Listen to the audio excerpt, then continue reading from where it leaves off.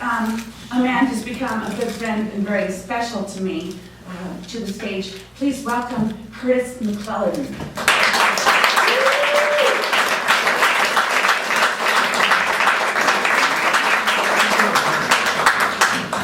Yeah. 5, 6 on a good day. How you doing? Thank you for coming out here today. Hannah told me I was going to be first, and I was like, oh, God. In case anything happens, I have it on a card, which means absolutely nothing.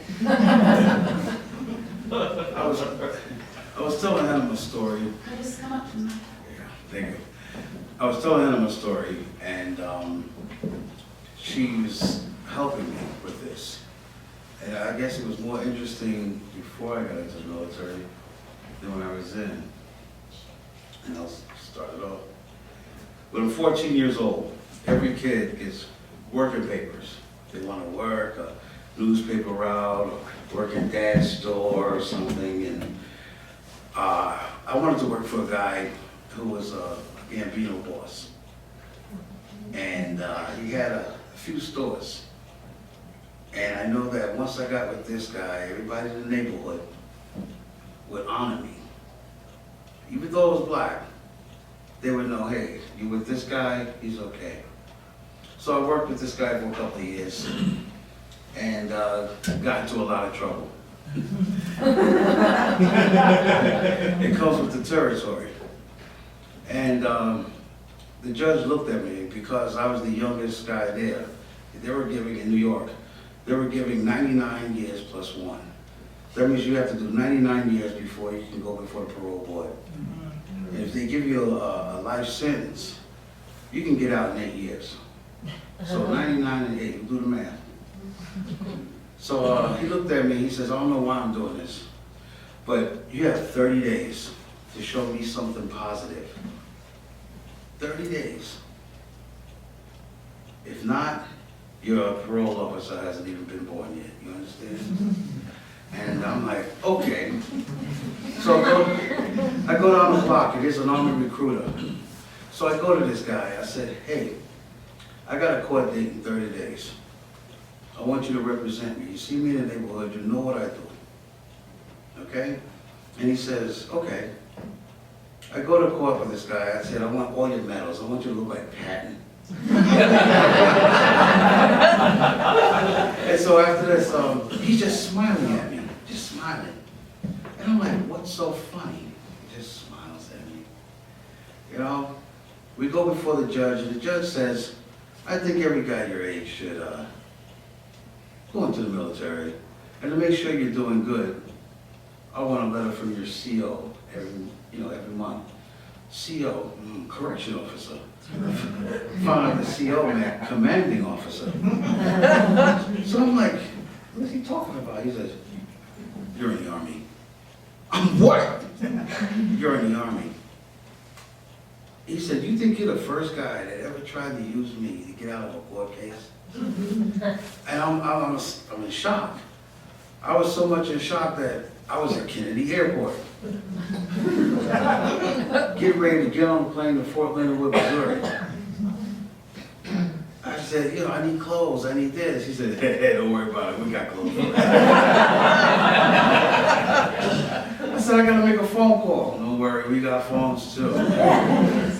I get to Fort Leonard Wood, Missouri, and I see the other, wannabe recruits there, and I'm the only one in a 3-piece suit. In the same suit I went to court in that very morning. And they have a little amnesty box.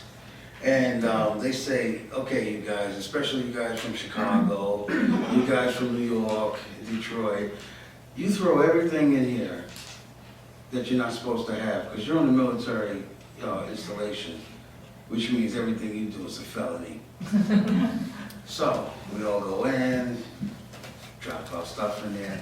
The guy comes back, he says, I'm gonna give you one more chance. He walks away. Here come the diehards, see? Stuff in there. Me? But anyway, I learned so much about people When I was working for the boss back home, I used to do collections. And we all know that when you lend money, some of the side effects is amnesia. Yeah.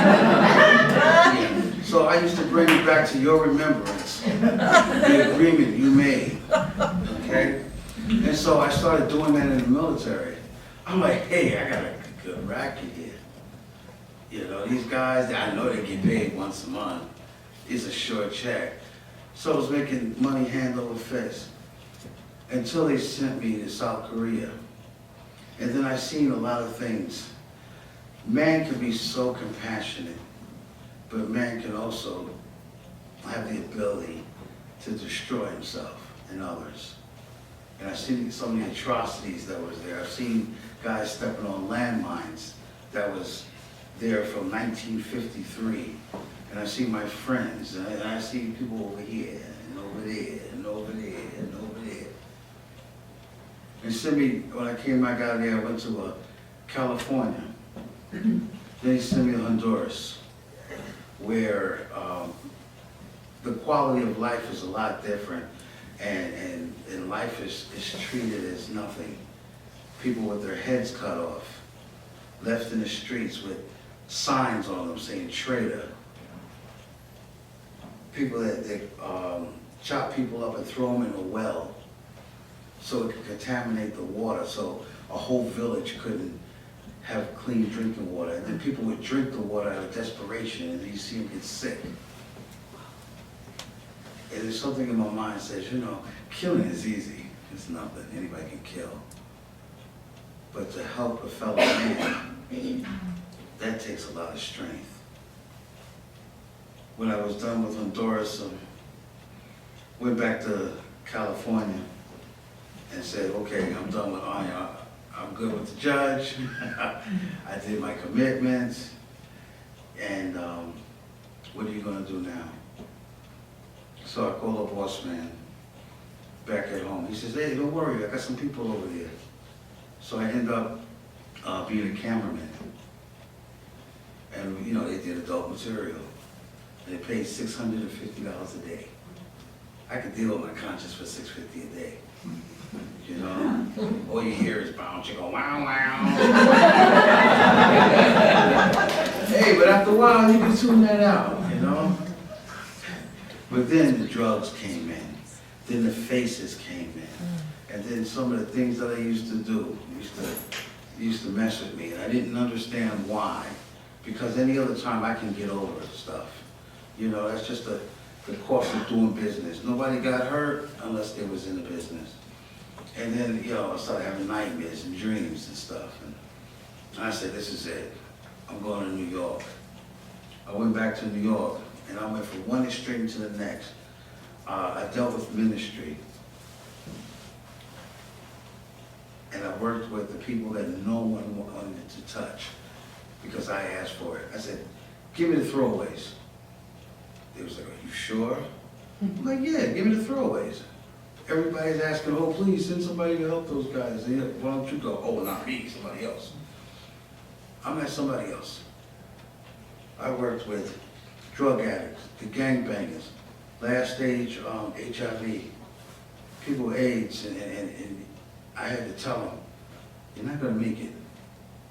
I'm not going to fool you. There's no white light coming in. You're going to die. What are you going to do? And at least they know when their time is coming up. They didn't wait till tomorrow. Then they say, hey, next week or when I get to it. They made their peace. And then they said, we're going to send you to Colorado. You're not sending me to Colorado.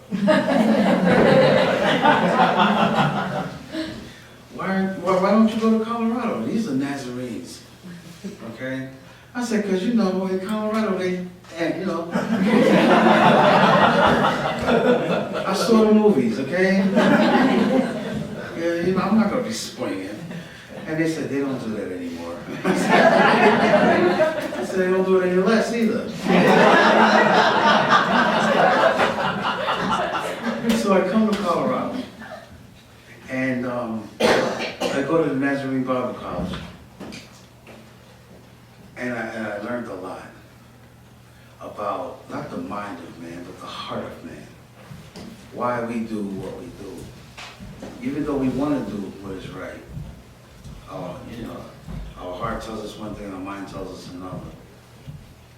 And I met a church pianist. Her name was Debbie.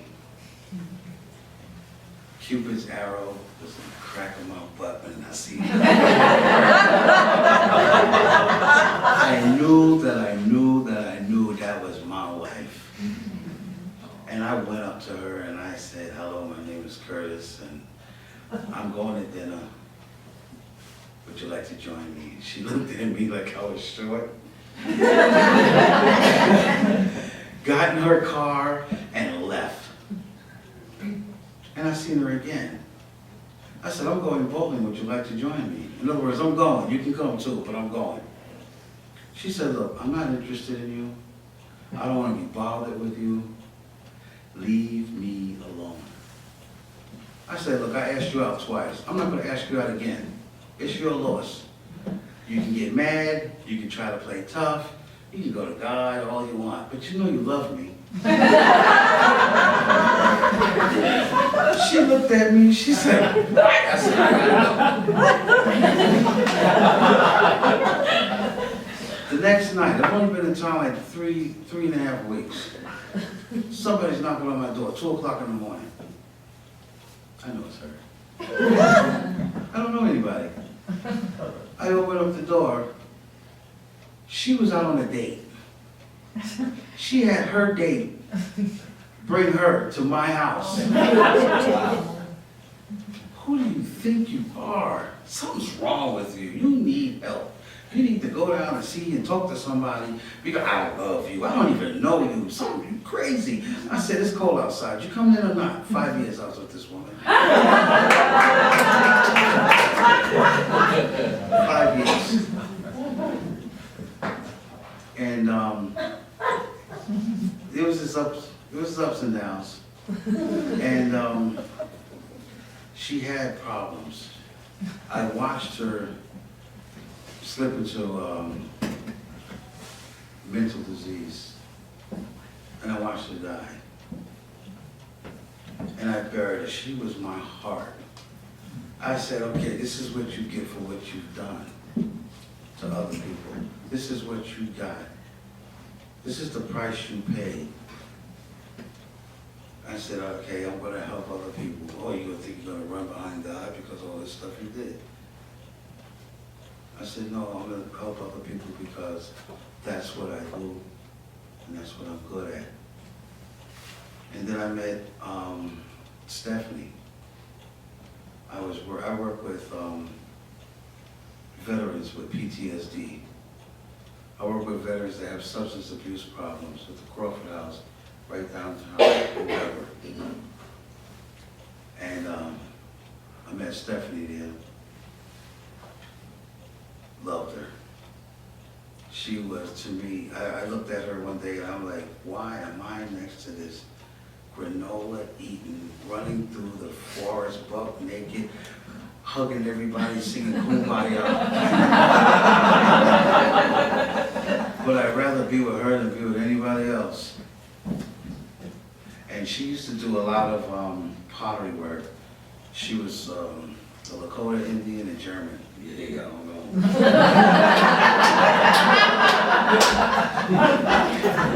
Firewater schnitzel, I don't know. But she used to do something called raku. And she told me to make a mask because I like masks. People say, well, why do you like masks? I said, because every one of us, we walk around with a mask on, trying to portray something else that we're not. And we don't want the world to see us as we really are, scared, anxious, ugly, pretty. And then people say, really? I'm like, no, I just like masks. Just like